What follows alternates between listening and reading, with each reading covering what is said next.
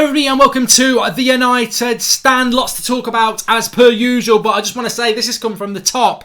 Jesus says VAR is rubbish. I don't know what God thinks and I don't want to get religious, but you know, Jesus hates VAR. That's from the top. Of course, we're having a laugh. We're talking about Jesus of Man City and VAR. I tell you what, I don't like VAR, but I liked it tonight. I thought it was very funny that City again thought they'd got a late winner and then VAR took it away from them. But as I've already said this. The reality is, this is City are only getting what they deserve, because if they weren't such an artificial club built on oil money, they'd be in League One where they deserve to be. There would be no VAR and the goal would have stood. So you know, you get what you reap, what you sow. But look, apparently City's goal was disallowed because accidental handball will be a handball if it leads to a goal.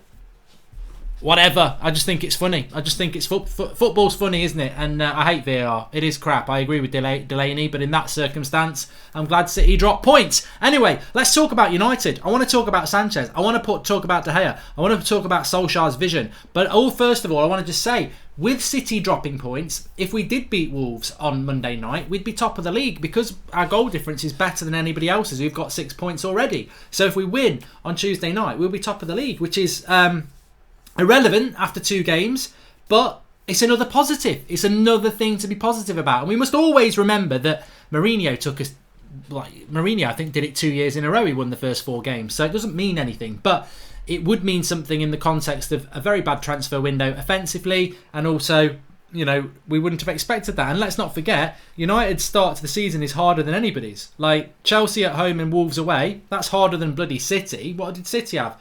I can't even remember what City's first game of the season was. It was bloody easy. And then a home game against Spurs. Liverpool, Norwich and bloody Southampton. Arsenal, Newcastle and Burnley. Chelsea away to us, and then Leicester at home. Is that as hard as what we've got? Maybe, but it's quite a tough start to the season for United. So if we were to win on Monday night, I think that's a real positive and a bit of momentum. But let's talk about the name of the show. I blame the rule, not VAR. VAR did its job, says the veteran trainer 88. It did. I want to talk about this Alexis Sanchez dilemma. It's going a bit like a yo-yo at the moment. So we started the week with Sanchez doesn't want to be here, and Ollie's going to put him in the reserves. Then we sort of had a rumour about Roma that was quashed by Ollie in the press conference, who said, you're going to be surprised at how much Alexis Sanchez plays this season. And we all thought that was it. And then since then, we've had reports that Inter Milan are looking at Alexis Sanchez as an option because they didn't get Dzeko on loan. And further, that Alexis Sanchez actually turned Roma down, even though United were going to heavily subsidise his wages, because we know Alexis Sanchez is on funny wages. And therefore, it presents a bit of an ultimatum for Ole Gunnar Solskjaer, an ultimatum to himself, really. Does he keep Alexis Sanchez, or does he move him off on a loan to Italy, which seems to be a possibility? And what does Sanchez think about it? And I think that, look, realistically, when you look at it, the scenario is this.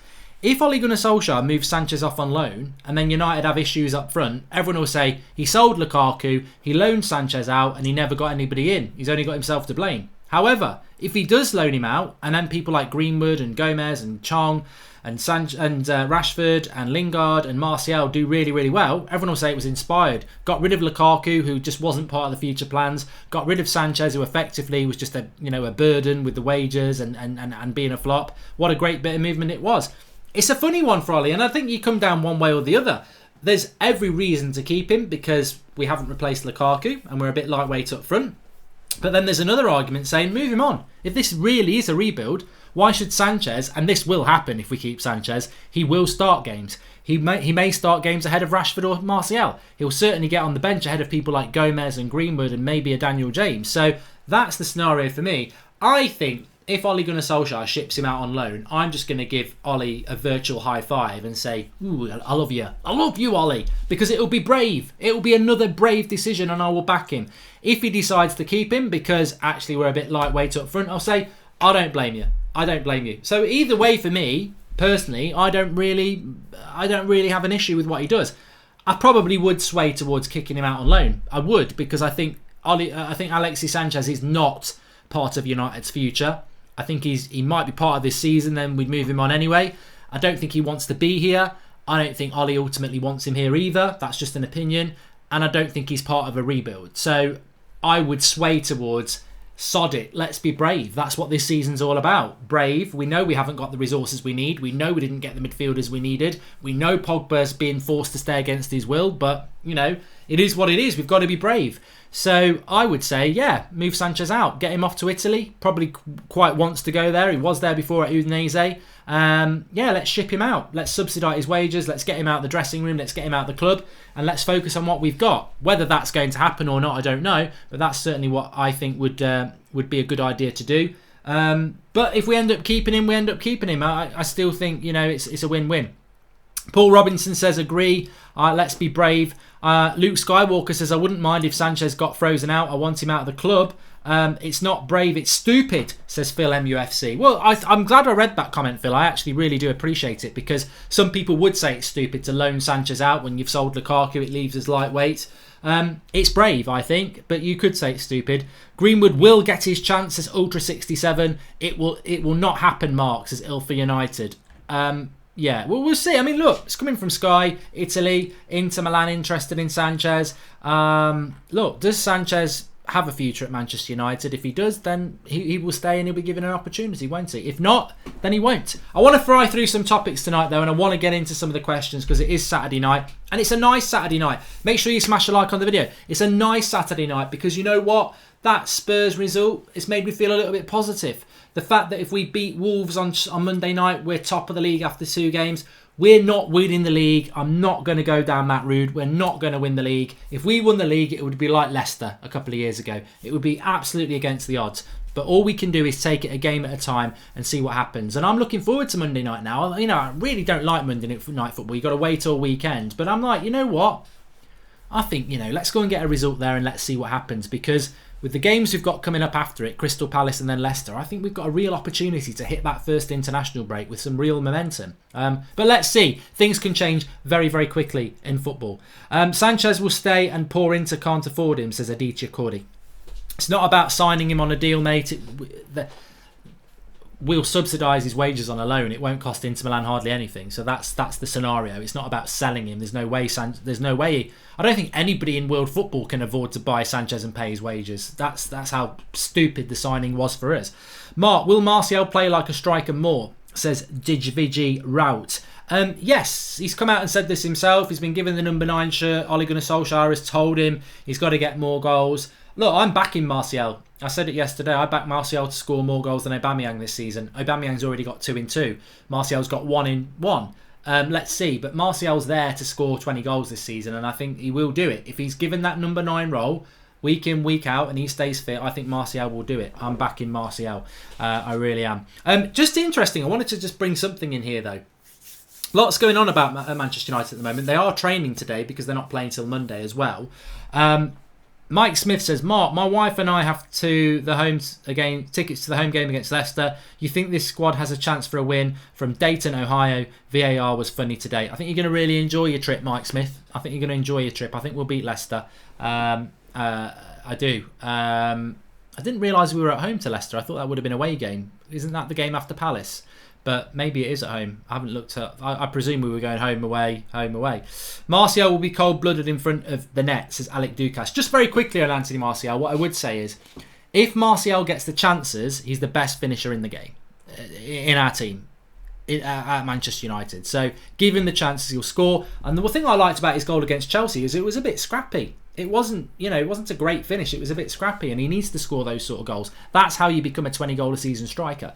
Joe Dawson, what do you think about Charlie Nicholas' comments? We spoke about it last night. I think he's just a typical Arsenal fan, pillow in his bowel, talking crap.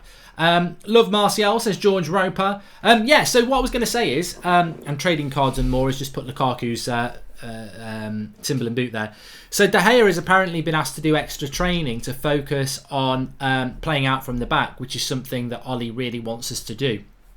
I think if you find any criticism of De Gea other than last season where his concentration levels weren't good, he's quite clearly one of the best goalkeepers in the world. Distribution wise, he's a long way behind the likes of an Ederson or an Alisson, and that is something that I think De Gea's got a nice touch. I think De Gea has got a decent pass on him. So if we're working on that more intensely to make him better at that, that can only be a good thing. Because if you think about the changes, and we've seen a brilliant change today with VAR, haven't we?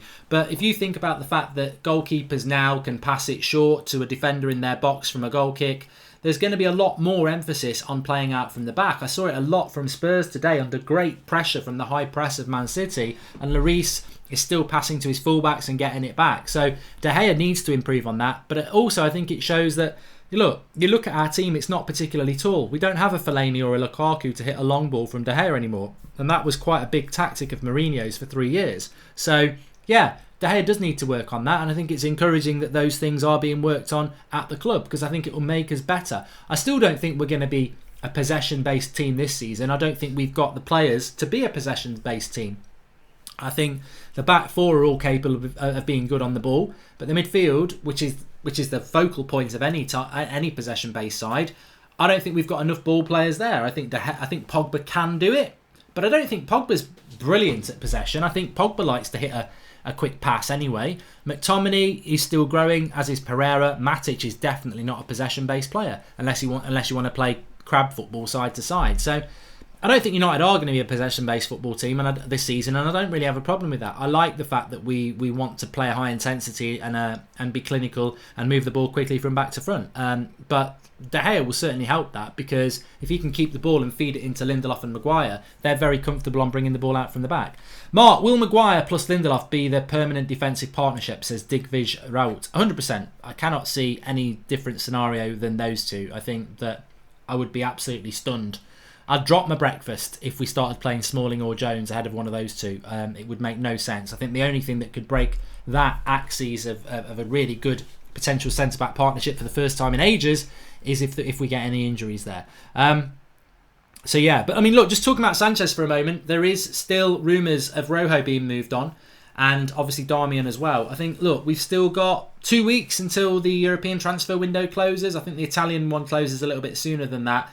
There is still going to be some transfer activity, and I think, look, Darmian's got to go. I mean, what would the point in I don't even want to spend any time on this.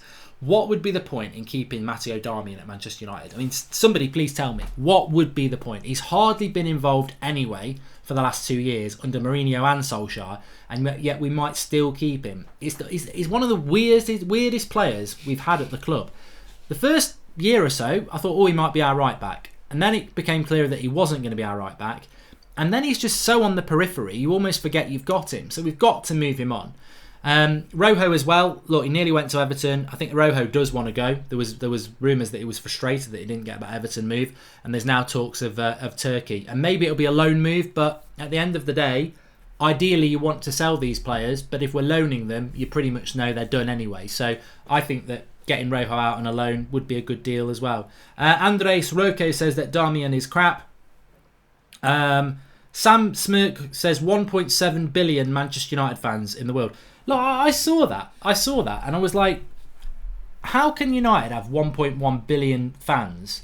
I think there's only 7 billion on the planet. So 1 in 7 person on this planet supports Manchester United.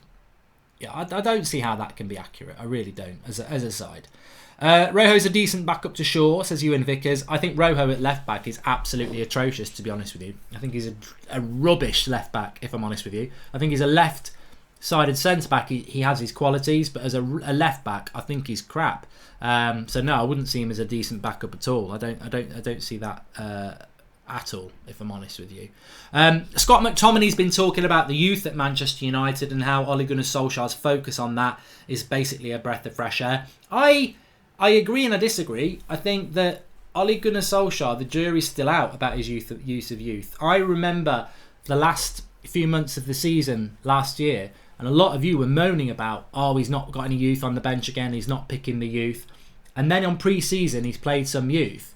And everyone's like, he's all about the youth. I still think the jury's out on that. I'm hopeful that he is going to be focused on the youth. I really, really am. But even if you look at the team last week, where was the youth in that team? Like Greenwood was on the bench, Twansebi was on the bench, but he's starting 11. Wan-Bissaka, Maguire, Lindelof, Shaw, De Gea. That's not youth. Midfield 3, Pereira, McTominay, and Pogba. They've all been part of the youth, like Lingard, but I wouldn't class them as youth now. McTominay's been around for a good couple of years. Pereira's been around for 3 or 4 years. Pogba's been to Juventus and back. Lingard's 18 and he's got loads of potential, but that's a joke, by the way. Everyone knows that's a joke. Rashford's been around for a long time, and Martial we bought in. So I still think we're moving in the right direction with the youth, but I think we need to be evidencing that more. I.e., on Monday night against Wolves, I don't want to see youth Greenwood removed from the bench to bring Sanchez in. I don't want to see youth Twansibi removed from the bench to bring Phil Jones in. I want to see those players part of what we're building. That's when Ollie really proves that he's about the youth. So I think he's going to do that, by the way. I'm not in any means saying that he's not, but I still don't think... It's a bit like saying Scott McTominay's a brilliant midfielder. I think we might be moving towards that, but it's still very early days to say that. And I think with regards to the youth, that we still have to see what Ollie's about. I mean, last season, he was very about using experience over youth. This season, his team selection against Chelsea was very good, and his bench selection was even more impressive to have Greenwood and Twansebi on there when he could have put more experienced players there. So let's wait and see with that. But I think the intention is there and the hope is there that is the way that we're going to go. And I hope we do. I really hope we do, because I think the brilliant signings we made at the back have made us stronger. The lack of midfield signings have made us weaker. But we're living on a prayer. We're Bon Jovi. We're living on hope. And I hope that we do see some of that youth development. And I don't think he gets mentioned enough. Let me have a sip of gin. I don't think he gets mentioned enough. But Ashley Young. I don't know how to do that. Angel Gomes. I think that Angel Gomes... I watched Man City today and I thought... I just was watching Man City today and the way they played with Bernardo Silva and Raheem Sterling. I thought, if Angel Gomes was playing in a light blue shirt tonight, I think he wouldn't be out of place. I think the way City play would suit him. Little intricate passing, low centre of gravity, space there, you move into it. If it's not, you give and go. Angel Gomes is ready. And I know we talk about Greenwood, and I love Greenwood. And Chong, I do like Chong, but I do agree with some people that he's a bit hit and miss at times. But Angel Gomes, I just think he's ready, and I think he needs to be given game time. And I would like to see him on the bench instead of Mata. But there's a lot of games to come, though. I mean, I'm not going to be impatient about this. Just going back to the youth for a moment. What we must remember, and Ollie said this in his press conference on Friday, it's like pre-season at the moment. You're playing a game a week. We've got 4 games before the international break, but they're basically separated by a week apart. So he said there's a lot of training going on. We're arranging behind closed door games because some people are not getting even on the bench, but they need game time. And that's what it's like for the first few weeks. When we come back after that first international break, I think we're playing 2 games a week. We'll definitely have Europa League games. We'll have a Carabao Cup game. And that, to me, is where this season, we may not want to be in the Europa League, and the Carabao Cup's a little bit boring, but he's going to have to play, because the next line of last season, if Rashford got injured, he plays Lukaku or Sanchez. This season, if Rashford needs a rest, you've got to be looking at, all right, maybe Sanchez, but Greenwood, Chong, Gomes. So I think after this international break, it's going to get more exciting with those backup players. Chuck me your questions anyway. Saturday night, we've got a gin on the go. It's a little bit laid back. It's a good Saturday. I enjoyed that game with City and Spurs, and we've got to play on Monday, and we can go top of the league if we win. Oniyakubi and Miki says, Mark, check out Greenwood's page on Facebook. He is directly recruiting Sancho to the club next season. Good. We've got to wait for it. I've done the video on Sancho. It went up this at lunchtime. Give it a watch about the links with United and Sancho. Mike Hawksmore says, is Chong on loan or is he just not making the bench? Also, how do you feel about Ollie saying Sanchez will get more games than we think? Chong isn't on loan. He's just not on the bench like Gomes. As for Ollie saying that he'll get more games than he thinks, for those joining a little bit late, I can give you a little bit of a recap. Actually, just before I do that, please do subscribe to the channel if you're new. Bottom right hand corner. We're on 535,486. We're 14 subscribers away from 535,500. If you subscribe now and you haven't subscribed, we should go past that when we're live, which would be nice. So please do that. A little bit of a recap. Alexis Sanchez, the week has been, is going to be dropped to the reserves. They're trying to get rid of him. Then Ollie says in the press conference he's going to play more than people expect. Then there's rumours of him going to Inter Milan on loan. So Ollie's got a bit of a self-imposed ultimatum, hasn't he? Does he put Sanchez out on loan and leave himself a little bit light up front and be brave and go with those younger players, or does he keep him and go with what we've got? So it sounds like he's going to keep him from what he said in the press conference. It sounds like Sanchez is part of his plans. And I think what I would say about Ole Gunnar Solskjaer is, a lot of people forget this, but Ole Gunnar Solskjaer said before the end of the season that he can see Paul Pogba being a United player next year, meaning this season coming. And at the moment, he's 100% accurate, because, all right, Pogba wants to go, and that is openly being put out there by Pogba that he wants to go, as we know, but he doesn't look like he is going anywhere. So Ole Gunnar Solskjaer is correct. And I think if Ole Gunnar Solskjaer says that Alexis Sanchez is going to be a big part of his plans this season, then he probably is going to be a big part of his plans this season. Whether people want that or not, yeah, we'll see. I've heard George Roper's just mentioned Kante then. I've not seen any story linking United to Kante next summer, but I've seen a lot of people talking about it. So all I'm going to say is, and I said it on That's Football when I was doing the watch along for Spurs versus City, I don't think we should be dwelling too much on transfer news anyway. We're only 6 away from 535 500, so please keep subscribing if you're new, bottom right hand corner.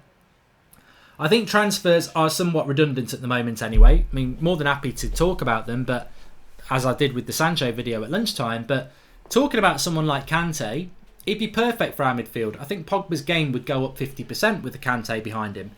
You know, I don't care how good McTominay's potential is. I don't care how good Fred could be. Kante's on a different level. And if we had Kante in our midfield, bloody hell. You know, you talk about fixing your defence by moving Ashley Young out for Wan-Bissaka and bringing Maguire in, and we really have solidified our defence. But if you brought Kante into our midfield, that would be sort of what we've done with the defence with the midfield. Really solved our problem. But why Kante is being rumoured to United by people in the live comments, I don't know, because I just don't see Chelsea selling Kante to us. And also, let's not forget, Kante went from Leicester to Chelsea. I don't think he'd do another Premier League move. I think he's more likely to go Spain or maybe PSG, if I'm honest with you.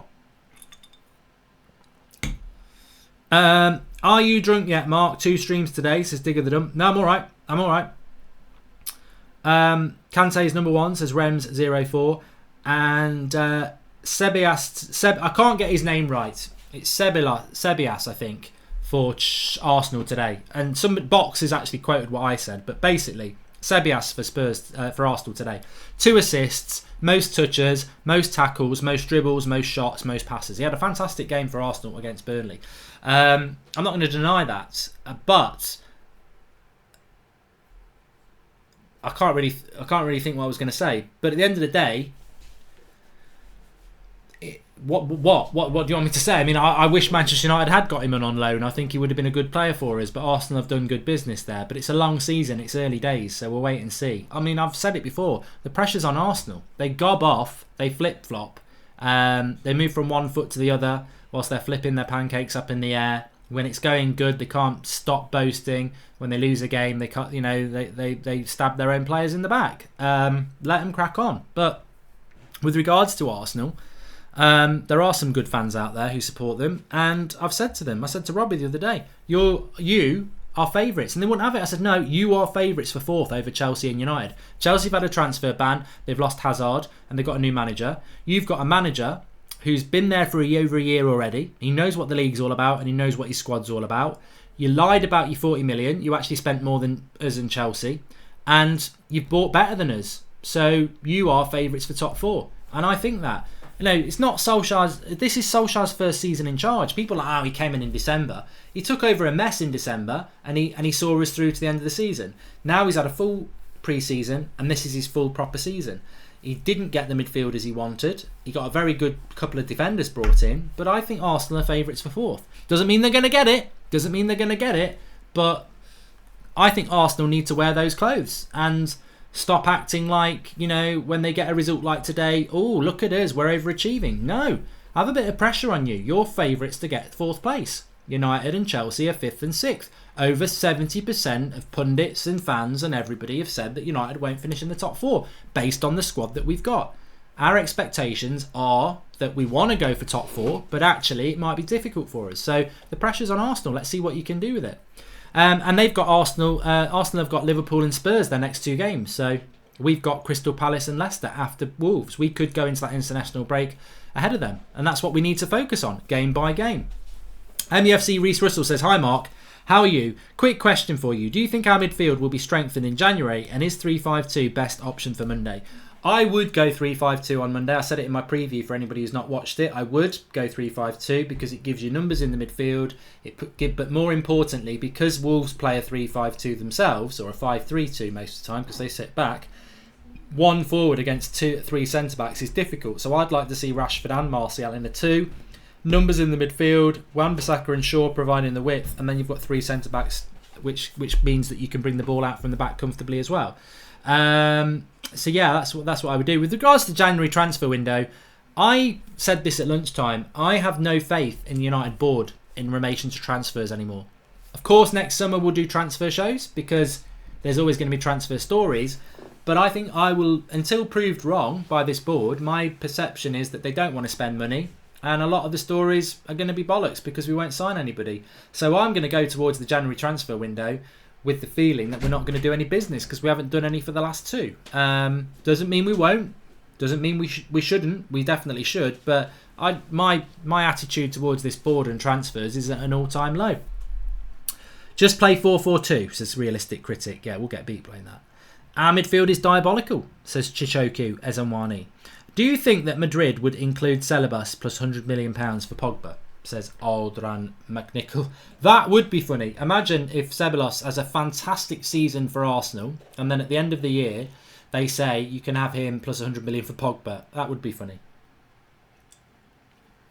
And we end up with him. But he's a good... I said he'd be a good player. Well, I didn't say that. I said he looked like a good signing even when they signed him on loan. But they've got no option to buy, so I don't think Arsenal will end up with him. With Manchester United squad now, I will buy Kante and Bruno Fernandes and go, hooray, says All Ali Tahir Ahmed. I wouldn't disagree with that. I mean, just talking about Arsenal as well, it's 7 years since we signed Robin Van Persie. 7 years. That's flown by. So that means, well, obviously it's 6 years since we won a title, but 7 years ago today we signed Robin Van Persie from Arsenal. And that was the year that we went and won the Premier League, wasn't it? The years are ticking by.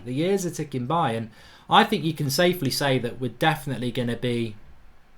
So if it's 6 years since we won the title, I think we can definitely say we're going to go up to 8. I can't see us winning it this year or next year either. So we're getting close to 10 years without a title, which United should never be doing. But, you know, that's a story for another day, isn't it?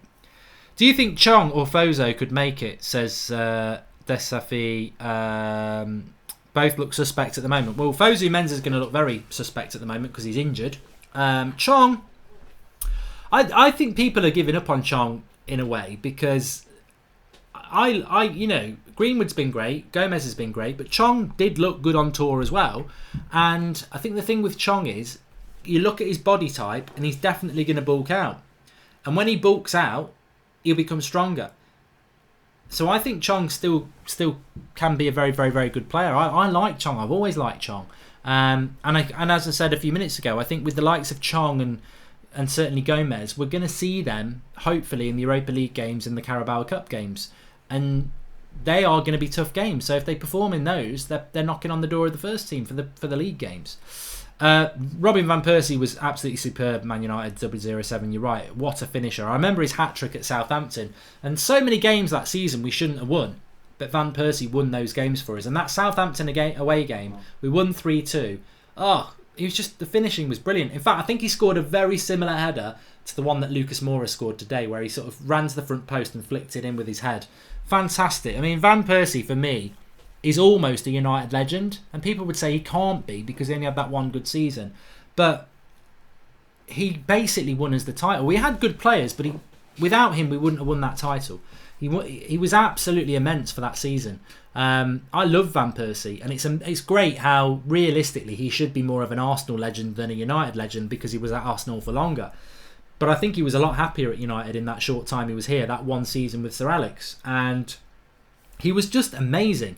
Absolutely amazing striker, and I wish we'd had him for 4 or 5 years at that level. And it was sad, really, that Sir Alex Ferguson retired after that 1 year, because I think if we'd had Sir Alex and Van Persie for 3 or 4 years, we'd have won the titles every year. He was that good. He was such a good goal scorer, and he could create goals out of nothing.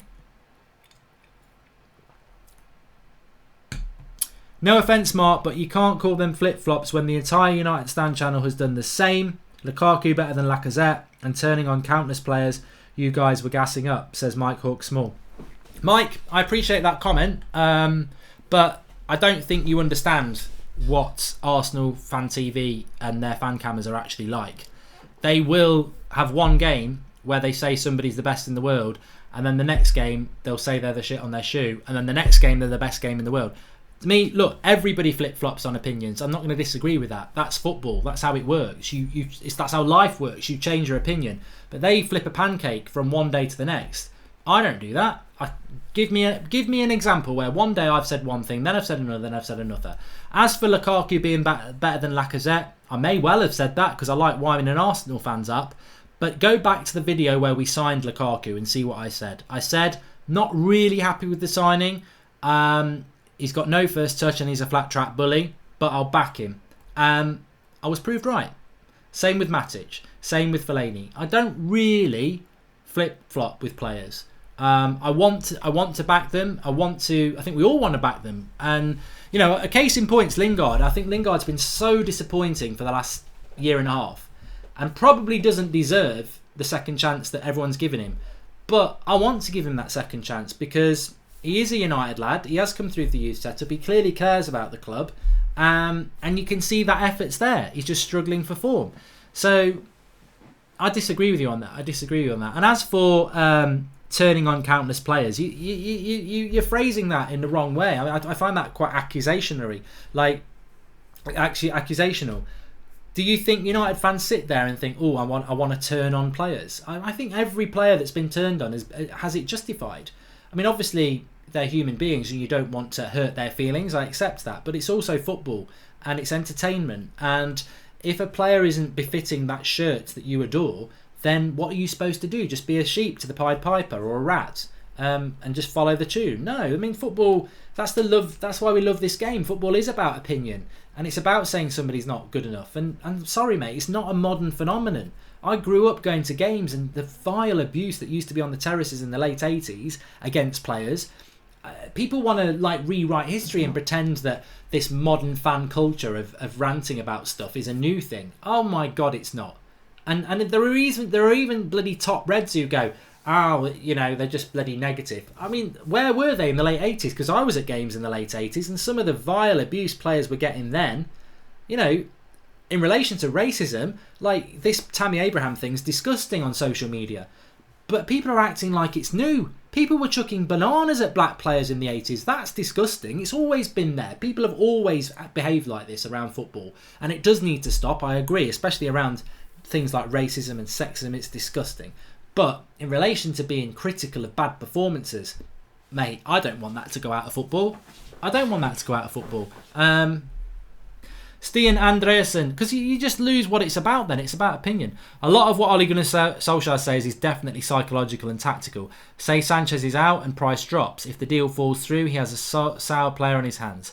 Can't show his hand. I agree with you, Stan, but I also don't think in relation to Sanchez it's about keeping his value up anyway, because we can't sell him. It will be a loan move. Please do smash a like on the video, everybody. We're nearly at 1,000 likes. Make sure you subscribe as well. We're nearly at 500, which is great.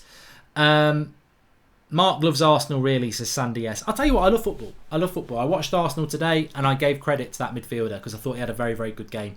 I like bantering Arsenal. I like bantering rival fans. That's what it's all about for me. It's always been about that. But I can appreciate good players from other clubs. I thought De Bruyne for Man City today was unbelievable. Absolutely unbelievable. And I don't like that cliche of, oh, it's like a new signing. But he wasn't around a lot for them last season. And if he's fit, he's absolutely brilliant. Absolutely brilliant player. That's the player we want Pogba to be. That consistency, that, you know, to take hold of a game like that. And he does do it sometimes, Pogba. Fans since the 60s in the Stretford end. Love United, hate Liverpool and Man City, says Steve Buckley 306. I tell you what, Steve, you'll know then. I used to go quite a lot to watch United in the early noughties. So like 2000 to probably about 2007. I went very, very regularly. And you ask anybody who was going to Old Trafford in those days, Ryan Giggs used to get loads of abuse. Like loads of abuse at Old Trafford. for giving the ball away, holding on to the ball too long. He used to get loads of abuse. We absolutely loved him. Ryan Giggs is a United legend, but he used to get a load of abuse. You go to a football match, you'll understand what football culture is all about. Like, people get groaned and moaned and shouted at all the time.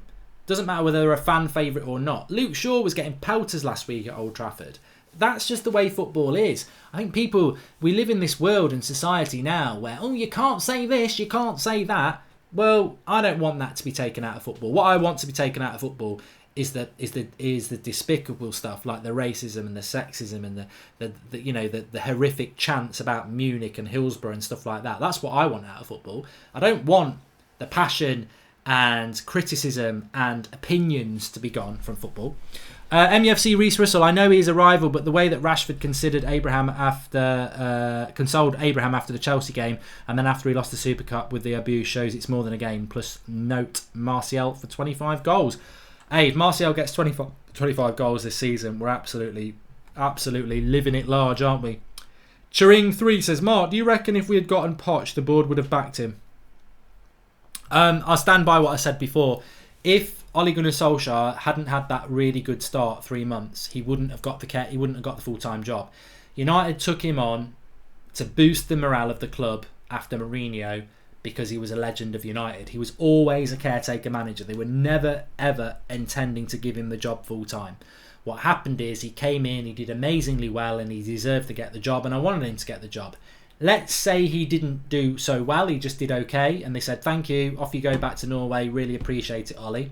And Ollie trots off to Norway, and United then go and get a Pochettino, or maybe a Zidane, or maybe a Laurent Blanc, or whoever.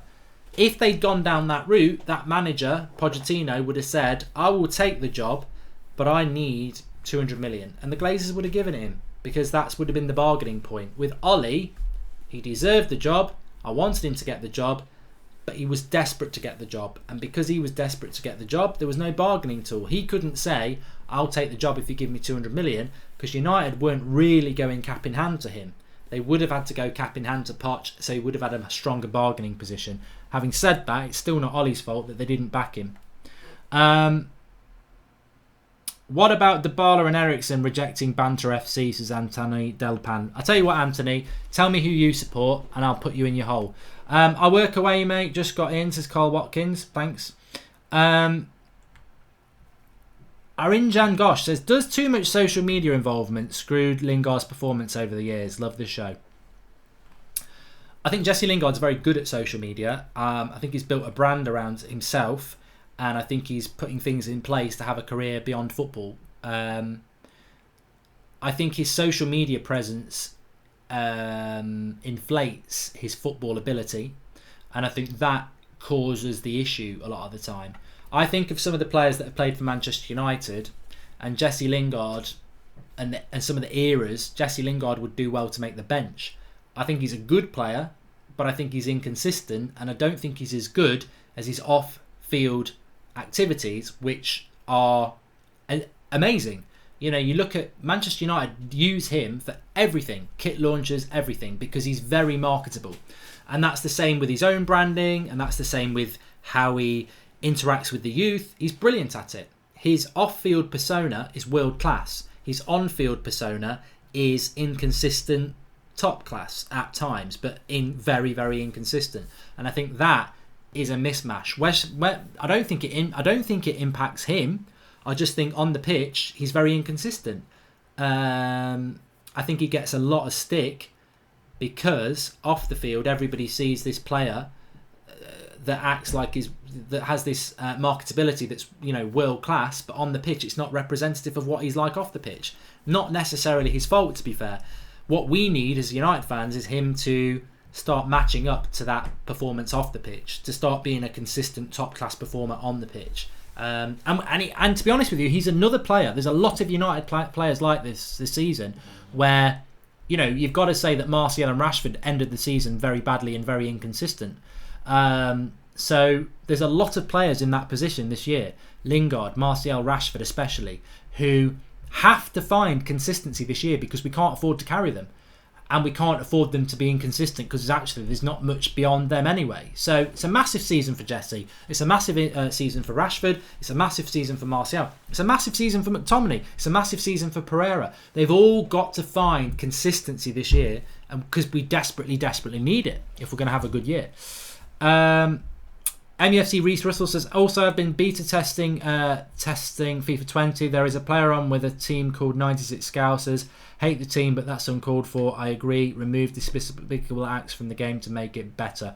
Look, I detest anybody who takes the piss out of Munich. I think it's disgusting. But on the same hand, I detest anybody who takes the piss out of Hillsborough, because we know what Munich was. It defines our football club. Hillsborough was 96 football fans going to watch a football game who didn't come home, and that should never happen to any football fan, whether it's our big rival or not. So taking the piss out of that, look, if you can't see past Hillsborough as football family dying, then and you make it about Liverpool, then there's something very, very wrong with you. Their rivalry is fantastic, but going that deep with it is wrong. It is wrong. But they do it to us with Munich, and we do it to them in the past about Hillsborough, and it needs to stop. It does need to stop. I didn't see how well John McGinn played today, Sully BJ. I didn't see how well he played today. I know Villa were 2-0 down after 10 minutes, but I didn't see how well they played. Thanks everybody for watching. Speak to you all tomorrow. Please do smash a like on the video. Subscribe to the channel if you're new. Get involved. Lots to get involved with on the channel. And really looking forward to that game on Monday. Really looking forward to it. Thanks for watching. Speak to you all soon.